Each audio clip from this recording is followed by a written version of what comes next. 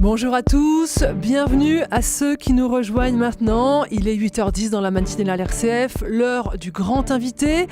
Et alors qu'il y a un mois, les Français découvraient bouleversés l'incendie de Notre-Dame.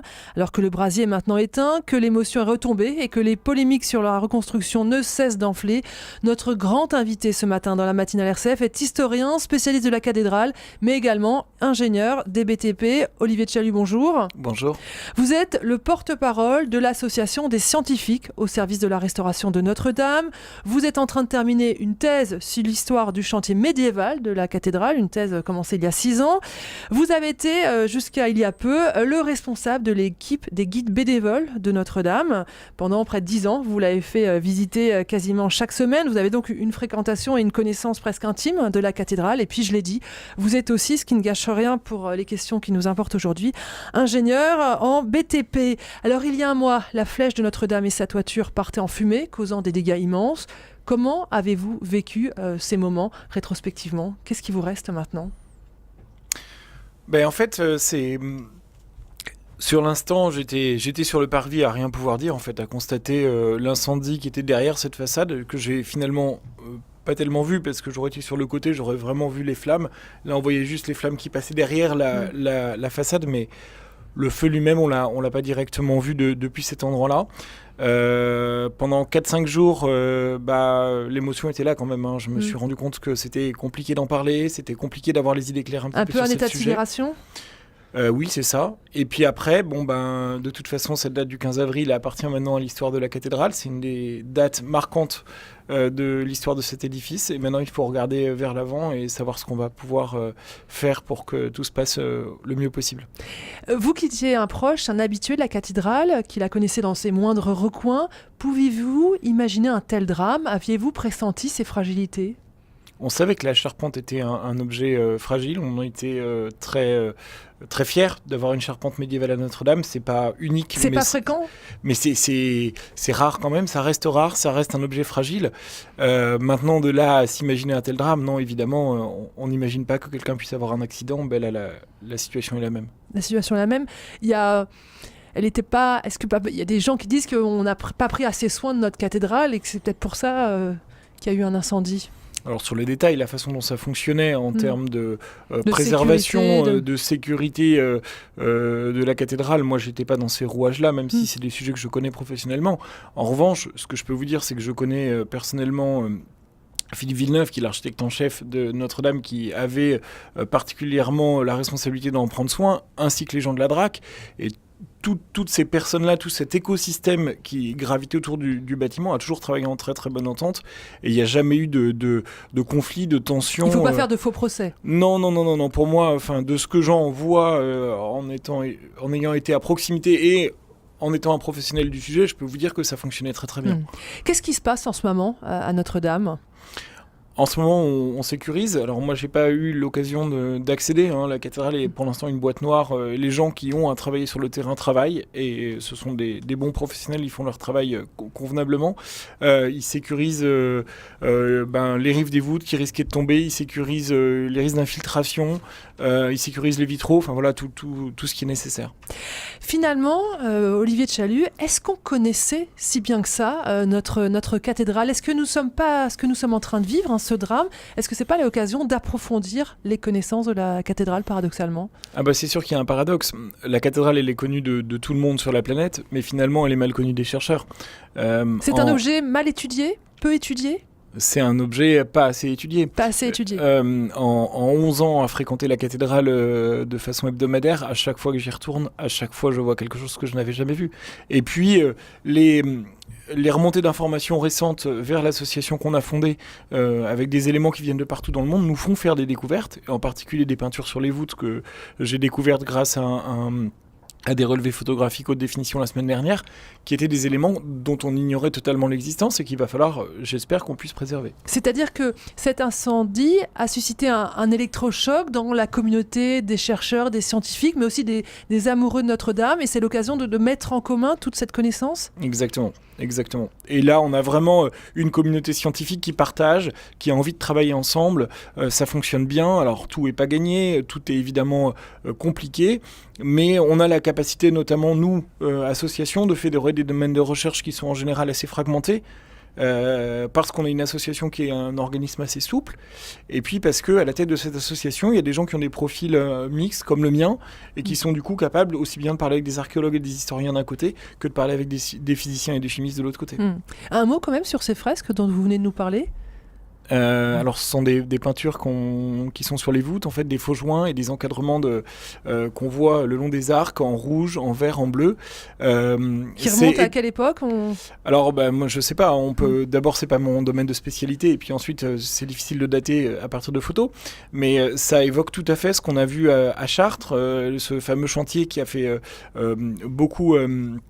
parler de lui, de restauration de ces fresques, de ces Vosjoints qu'on avait sur les voûtes, qui donne un résultat qui est inattendu, mais qui correspond à la réalité. Moi, je suis allé sur les échafaudages à Chartres, j'ai vu les joints qui sont ceux que j'ai vus aussi à Notre-Dame, et voilà, c'est l'histoire de la cathédrale, mais je pense qu'il faut qu'on prenne le temps de redécouvrir un édifice qu'on connaît finalement, sur lequel on a une idée, on s'est fait une idée de Notre-Dame, mais en fait, il ne faut pas qu'on ait peur de découvrir que la cathédrale est encore bien plus riche et bien plus belle que ce qu'on avait imaginé.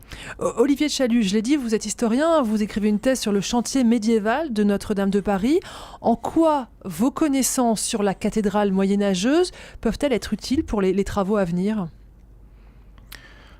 Alors il y a plein d'aspects à ça. Je vais vous donner juste un exemple. On va avoir besoin de construire des échafaudages de grande ampleur, aussi bien pour aller soutenir les voûtes par-dessous. Alors il faut imaginer que les voûtes sont à 33 mètres. 33 mètres, ça parle pas beaucoup, mais pour les auditeurs, imaginez que 33 mètres, c'est la longueur d'un A320. Donc on peut mettre un avion de ligne debout dans la nef de Notre-Dame de Paris. Ça, c'est pour l'intérieur. À l'extérieur, il va falloir qu'on mette en place des échafaudages 2 fois plus haut. Et tout ça, c'est très lourd. Et il va falloir des fondations. Nous, on connaît, moi dans ma thèse, j'ai découvert des zones où très probablement il y a des fondations qui sont disponibles, qui n'ont jamais été utilisées. Et donc qui permettront... on pourrait utiliser des fondations médiévales pour construire les échafaudages pour aujourd'hui, c'est ça ? Je l'espère, et du coup éviter d'aller dégrader des terrains archéologiques qui méritent d'être préservés en fait. Alors justement, vous parlez d'archéologie, il y a la question de l'archéologie préventive. On sait en France, dès qu'on construit une autoroute, un parking, un immeuble, on fait de l'archéologie préventive, on ouvre, on regarde et puis après on referme. Il se pourrait que cette étape soit sacrifiée pour aller plus vite, pour reconstruire la cathédrale Notre-Dame de Paris. Pour vous, c'est important qu'on ne saute pas cette étape de l'archéologie préventive ? Ah oui, on parle de patrimoine. Comment est-ce qu'on peut préserver le patrimoine sans s'intéresser à ce qu'il y a dessous et qu'on ne connaît pas ? Il est évident que l'île de la Cité est fréquentée depuis probablement 7000 ans. Les pirogues de Bercy qu'on a trouvées en faisant les travaux un peu plus loin sur les bords de Seine ont montré qu'il y a une activité de navigation sur la Seine qui date du 5e millénaire avant Jésus-Christ. Donc depuis cette époque, les hommes fréquentent cette zone. Et puis on ne sait pas combien il y a eu de cathédrales avant Notre-Dame, mais on est dans un contexte urbain qui est très dense et très riche depuis le IVe siècle. Et là, on a des choses à découvrir.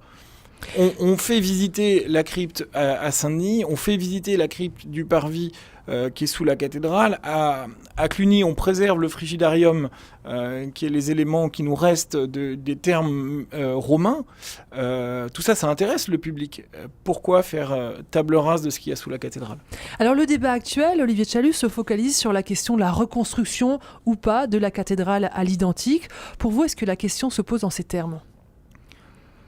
Alors reconstruction, c'est le terme. Alors dites-nous les termes précis. Pour parler de termes, c'est restauration. La restauration à l'identique ou pas ? Est-ce que c'est une bonne question ? Alors la question de restauration à l'identique, d'abord c'est une bonne question, mais c'est une question qui n'est pas la question du moment. La question du moment, c'est dans quel état est l'édifice ? Qu'est-ce qu'on risque de perdre ? Ces fresques dont on parlait tout à l'heure, est-ce qu'on les conserve, ces peintures murales, ou est-ce qu'on les oublie et on passe à autre chose et on oriente le débat sur quelque chose d'autre ?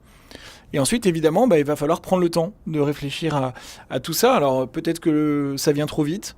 En tout cas, il va falloir qu'on laisse vraiment le temps de faire bien les choses. On avait un objet patrimonial, il faut en refaire un objet patrimonial de grande valeur. Ça veut dire quoi un objet patrimonial ? Juste pour être précis.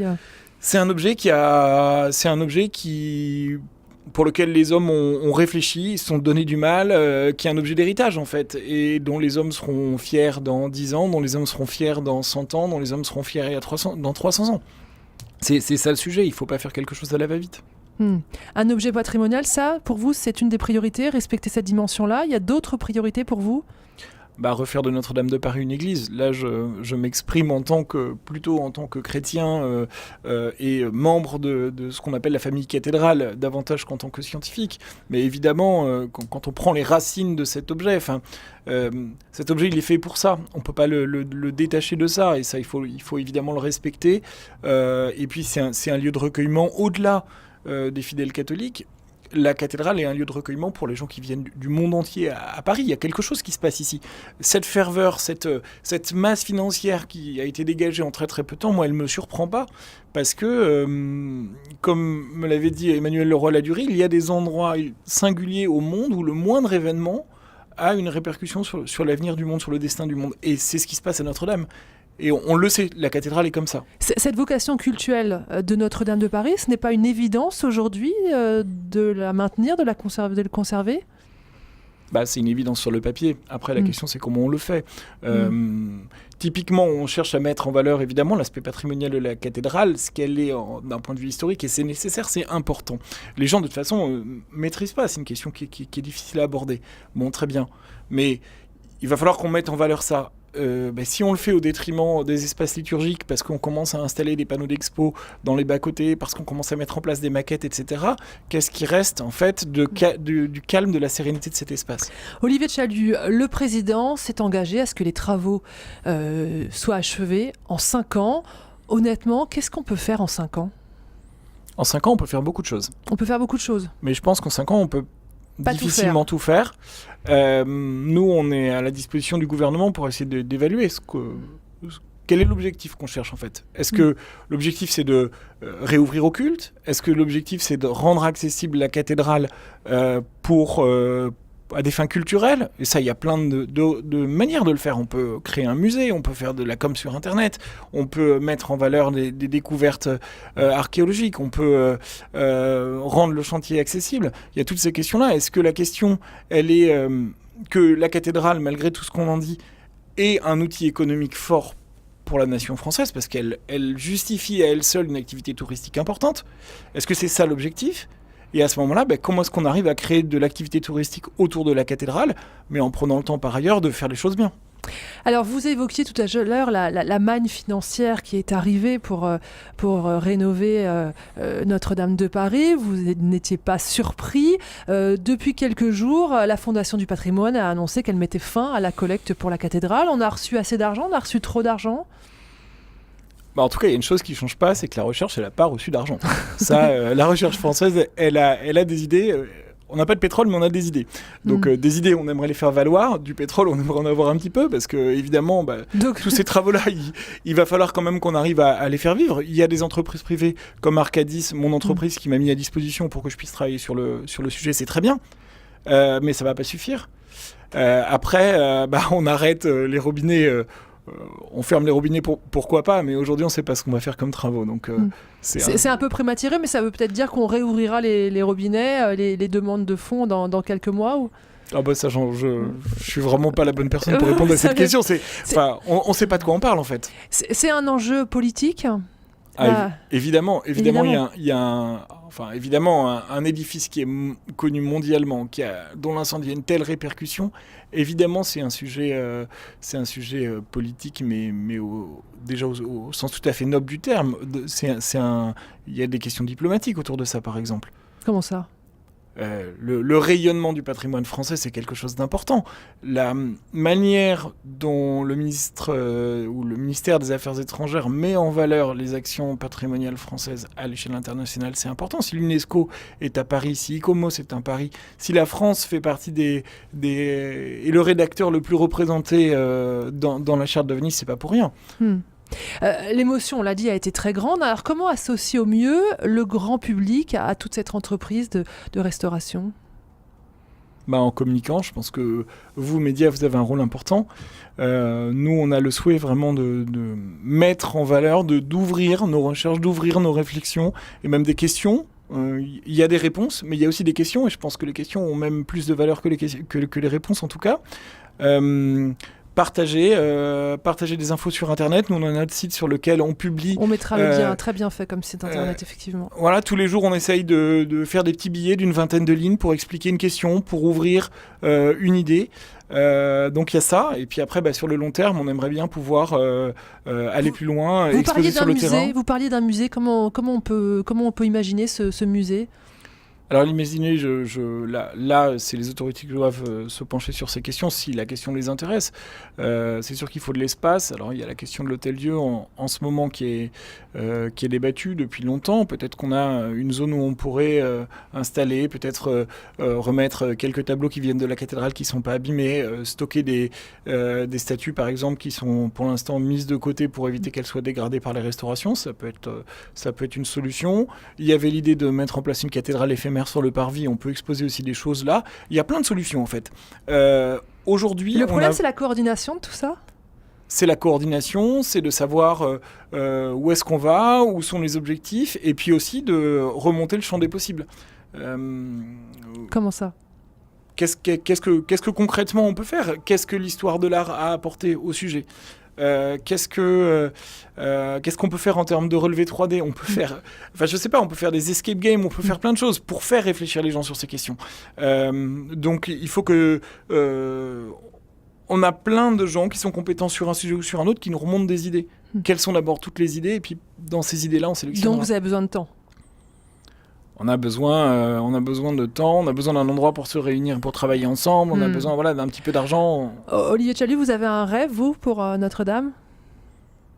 Qu'on prenne le temps de faire les choses bien et qu'on puisse la faire partager vraiment avec le public, c'est ça le sujet.